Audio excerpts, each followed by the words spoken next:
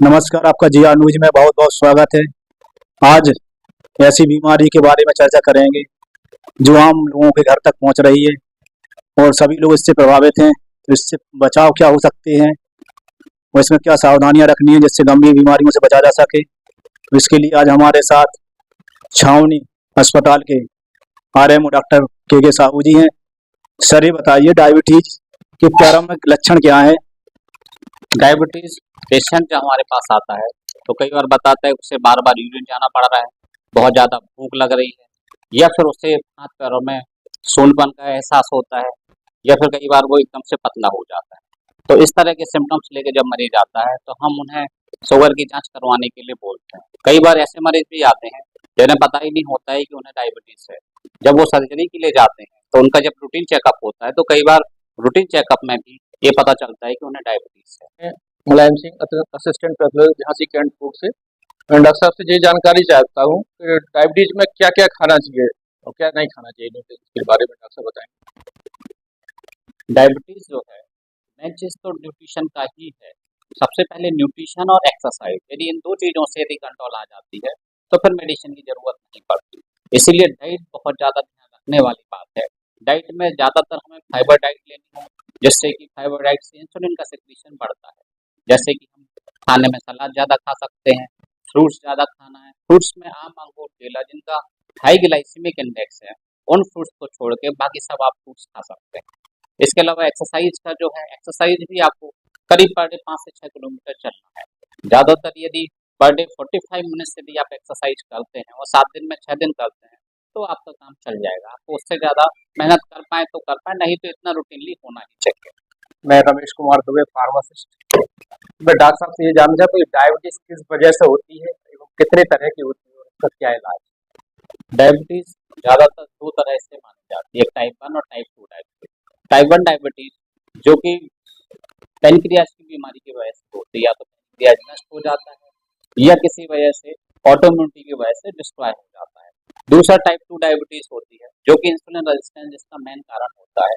Commonly हम लोग मानते हैं कि 30 साल के ऊपर जो डायबिटीज होती है वो टाइप 2 डायबिटीज होती है, 30 साल के नीचे जो है टाइप 1 डायबिटीज होती है। तो टाइप 2 डायबिटीज ज़्यादा कॉमन है टाइप 1 डायबिटीज से।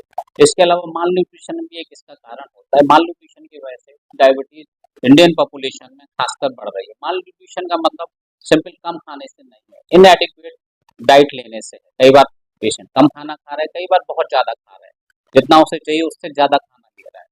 तो जो लाइफ स्टाइल मॉडिफिकेशन है, लाइफ स्टाइल की वजह से ज़्यादातर केसेस भारत में डायबिटीज के बढ़ते जा रहे हैं। मैं नब्बे सामने के अस्पताल। मैं डॉक्टर साहब से ये पूछना चाहता हूँ कि खाने में क्या लेना चाहिए, जिस अगर किसी को डायबिटीज हो जाए तो खाने में क्या खाएं अपन और परहेज क्या करें। खाने में परहेज के लिए टोटल चीनी से बनी चीजें और गुड़ से बनी चीजें बिल्कुल नहीं लेना। इसके अलावा न्यूट्रिशन बताया ही है, मैंने पहले ही बता चुका हूँ। फाइबर डाइट ज्यादा होना चाहिए। कार्बोहाइड्रेट डाइट जितनी कम लोग उतना बेहतर है। कार्बोहाइड्रेट डाइट जैसे चावल में होती है ज्यादा, तो हम लोग कहते हैं कॉमनली चावल नहीं खाना है, आलू नहीं खाना है, बाकी हरी सब्जियां जितना खाना है उतना खाए। फ्रूट्स में आम, अंगूर और केला जिनका हाई ग्लाइसेमिक इंडेक्स, उन्हें छोड़ के सब फल खा सकता है। तो जितना वो फाइबर डाइट लेगा, जितना वो फ्रूट्स लेगा, उसके लिए उतना ही बढ़िया है। मैं निशा कैंटबोर्ड जनरल हॉस्पिटल से। मैं डॉक्टर साहब से ये पूछना चाहती हूँ कि जैसे जो डायबिटिक पेशेंट होते हैं उनको लंबे समय तक जो डायबिटिक रहते हैं उनको क्या क्या गंभीर बीमारी हो सकती है। डायबिटीज वाले मरीज जो प्रॉपर कंट्रोल है, उन्हें बीमारियों का तो यह है कि बीमारियां होने की संभावना तो रहती है, लेकिन यह है कि यदि शुगर कंट्रोल है तो उन्हें बीमारियां कम होने के चांसेस रहते हैं। लेकिन जिनकी अनकंट्रोल शुगर है उन्हें दूसरी बीमारियां होने के चांसेस रहते हैं। जैसे कि उन्हें हार्ट से रिलेटेड बीमारियां होने की संभावना बढ़ जाती है, उन्हें किडनी से रिलेटेड बीमारियां होने की संभावना बढ़ जाती है, उनका लिवर से रिलेटेड बीमारियां होने की संभावना बढ़ जाती है, उनका आंखों से रिलेटेड बीमारियां होने की संभावना बढ़ जाती है। उसके अलावा नर्व से रिलेटेड न्यूरोपैथी होने की संभावना बढ़ जाती है। तो ये ज़्यादा जरूरी है कि शुगर कंट्रोल रहे, जिससे जो भी बीमारियों की संभावना है वो उनकी कम हो जाए। तथा बीच बीच में उन्हें अपने आंखों का चेकअप करवाना है, क्योंकि जो डायबिटीज के मरीज हैं उन्हें मोतियाबिंद होने की संभावना ज़्यादा रहती है। इसलिए हर 10 साल में उन्हें आंखों का टेस्ट करवाना जरूरी है। मैं प्रिथा कैंटबोर्ड जनरल हॉस्पिटल से। मैं सर से ये पूछना चाहती हूँ कि डायबिटिक पेशेंट का क्या-क्या इलाज कर सकते हैं? डायबिटीज वाले पेशेंट के लिए सबसे पहले हमें ये जानना जरूरी है कि उसे किस तरह की डायबिटीज है। शुरू शुरू में जब पेशेंट हमारे पास आता है तो सबसे पहले ये देखना है कि उसे इंसुलिन रेजिस्टेंस या नहीं है। तो दो तरह के पेशेंट होते हैं, एक तो प्री डायबिटिक पेशेंट और दूसरा होता है diabetic patient. Pre diabetic patient में यदि पेशेंट तरीके से एक्सरसाइज और न्यूट्रिशन पर ध्यान रखता है तो प्री डायबिटिक वाली कंडीशन उसकी रिवर्सिबल कंडीशन होती है और इसमें सिंपल मेटफॉर्मिन से काम चल जाता है, जो कि एक सिंपल दवाई है जो कि डायबिटीज वाले पेशेंट के लिए देना जरूरी होता है। लेकिन यदि वो डायबिटिक वाली कंडीशन में तो फिर डोज उसकी शुगर लेवल के हिसाब से डिसाइड होती है। उसके अलावा जो अनकंट्रोल है या टाइप 1 डायबिटीज वाले पेशेंट हैं उन्हें इंसुलिन देने की जरूरत पड़ती है। मैं Anita Sahu, cantt board general Jhansi से। मैं डॉक्टर से यह पूछना चाहती हूँ कि इंसुलिन जो शुगर का पेशेंट है उसमें इंसुलिन लेना कितना सुरक्षित है और कितना नहीं? यदि पेशेंट इंसुलिन लगवाने के लिए तैयार यदि है तो इंसुलिन मेडिसिन से ज़्यादा बेहतर होता है।